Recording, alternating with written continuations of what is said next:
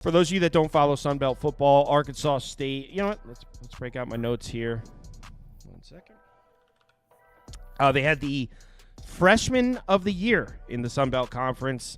Jalen Rayner back at quarterback for his sophomore year. High hopes. People are expecting big things out of the kid, and I don't see any reason to doubt that from happening. Butch Jones back as his 4th year at head coach. The team has improved each year under his tenure. They even made a bowl game last year. Same coaching staff underneath them. Jalen Rayner, as a freshman, a 148.2 passer rating on the season as a true freshman is impressive. Both their leading rushers are back in the backfield. They bring back most of their receiving core. Their 2 leading receivers are back. They only lost 2 starters on the offensive line, but they brought in a kid through the portal that they like. So the offensive line should be improved as well. It's a lot of positives here. Now, the defense... the defensive line should be solid, deep. They brought in a bunch of transfers, a ton of transfers on the defensive line. Maybe not as crazy about the secondary, but I like this team a lot. And you guys, if you're in the Discord or you subscribe to the website, you already saw this. But I like Arkansas State over 6 wins. You can still get a 5.5, but it's really expensive. I think it's like minus 170 or something now, right? Yeah, I think it would.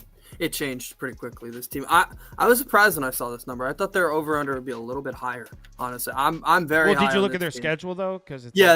There's a tough schedule, but I think there's some teams you look at and you're like, I have to look at their schedule before I pick. But then there's some where I don't feel like they do look at the schedule sometimes. Like, you'll see SEC teams that have, like, over 10.5, over 11.5 wins, and they'll have, like, the toughest schedule. So, like, I was curious about, but this one I was curious about because they're as bad as their defense was last year, and it was pretty bad. That was really the only bad spot of their team.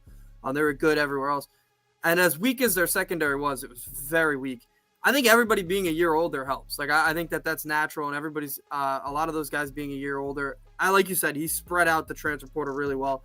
I think they're a well-coached team. Butch Jones, like you said, SEC caliber head coach. He was at Tennessee a few years ago. So they have a really good coach who's probably looking to get a big job after this year, and I expect him to be able to.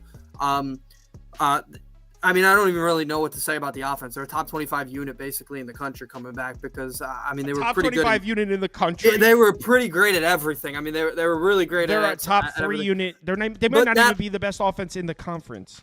I think they're the best offense in the conference. App State might have It's going to be close. It's going to be very close. But also Texas State.